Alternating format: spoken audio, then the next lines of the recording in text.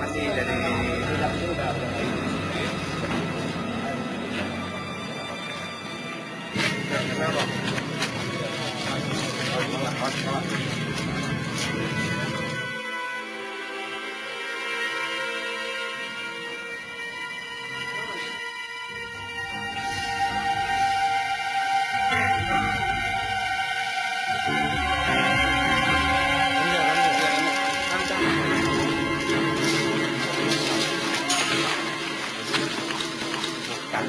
mah.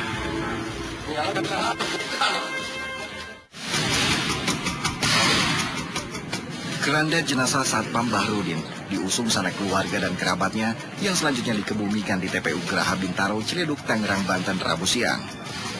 Bahrudin tewas setelah sebutir peluru polisi bersarang di dadanya. Bahrudin bukan penjahat yang melawan saat hendak ditangkap. Dia tewas tanpa pernah tahu apa kesalahannya. Selasa malam, Satpam yang bertugas di ruko perumahan Palem Cengkareng, Jakarta Barat itu tergeletak tak bernyawa setelah ditembak seorang aparat Brimob. Oknum Brimob itu sendiri langsung kabur saat itu. Dia langsung menyerahkan diri ke kesatuannya di Markas Kelapa II Depok.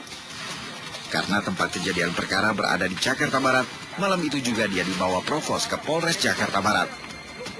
Pistol yang digunakannya menembak mati Bahrudin turut diamankan.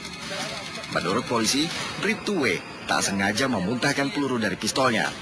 Saat itu dia cuma sekedar menggertak Bahrudin yang dianggapnya tak disiplin melaksanakan tugasnya sebagai satpam. Tanpa diduga, pistol yang diacungkannya ke Bahrudin meletus. Peluru menembus dada satpam itu. Bahrudin terkapar.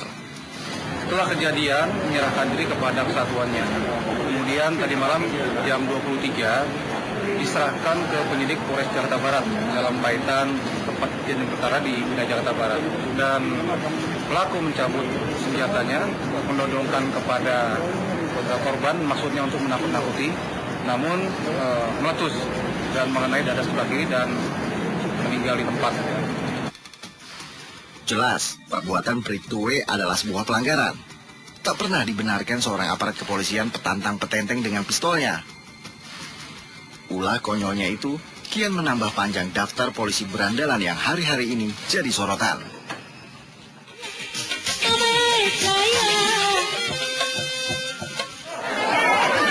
Belum lama, ulah memalukan Bribka Mohtar Thoyib di Majalengka mencoreng institusi Polri.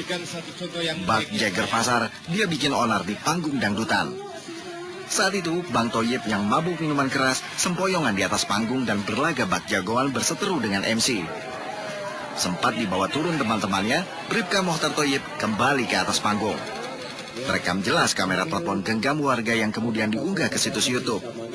Bang Thoyib melakukan perbuatan tak terpuji terhadap seorang tokoh warga yang ada di kerumunan orang di bawah panggung itu. Hadesi, tokoh warga itu ditendangnya. Bribka Thoyib langsung ditangkap dan dijebloskan ke sel khusus Polres Majalengka. Polisi yang mestinya tinggal menanti masa pensiun itu akhirnya harus menutup karirnya dengan cara seperti ini. Ia menanti sanksi dipecat dengan tidak hormat. Citra kepolisian betul-betul digerogoti para personilnya sendiri. Di Gorontalo, seorang siswi kelas 2 SMA berusia 16 tahun mengadu telah digagahi oleh 9 polisi. Kejadiannya 2 kali. Pertama di sebuah kos-kosan sekitar awal bulan puasa lalu. Yang kedua terjadi awal Oktober lalu. Si ABG kembali dicabuli 2 polisi. Kejadiannya di kantor polisi. Edan. Penanganan kasusnya masih berlarut-larut. Hingga Rabu, Polda Gorontalo baru menetapkan 3 tersangka. Belum tuntas penanganan kasusnya, muncul lagi yang lebih heboh di Lampung. Seorang polwan nekat difoto telanjang. Foto itu kemudian beredar di dunia maya setelah mantan pacarnya yang sakit hati karena diputus cinta mengunggahnya ke situs jejaring sosial. Tak kalah konyol dengan kasus di Gorontalo, Polda Lampung terkesan melindungi Brigadir RS, si polwan bugil. Versi mereka, Brigadir RS adalah korban. Padahal kelakuannya yang nekat di foto bugil sama sekali tak mencerminkan dirinya sebagai pengayom dan pelindung masyarakat.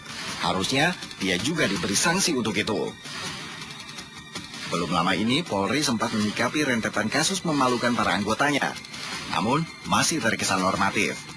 memang diperlukan kepedulian dari masing-masing kepala kesatuan wilayah dan kepala kesatuan kerja, baik Mabes, Polda, Polres, sampai ke tingkat Polsek. Mereka yang harus melihat bagaimana cara berpikir anggota, sikap kerjanya, tingkah lakunya, ya, sampai peralatan-peralatan yang sifatnya pribadi itu juga kalau bisa mereka melakukan pengecekan, ya, pengecekan sambil memberikan pengarahan. Seperti tak ada hal yang teramat penting untuk segera dibenahi. Padahal ini menyangkut kredibilitas Polri agar tetap mendapatkan kepercayaan publik. Mestinya ini jadi momentum buat Kapolri yang baru membersihkan institusinya dari para berandalan yang tak pantas mengenakan seragam dan lencana polisi. Demikian laporan tim Liputan Topik.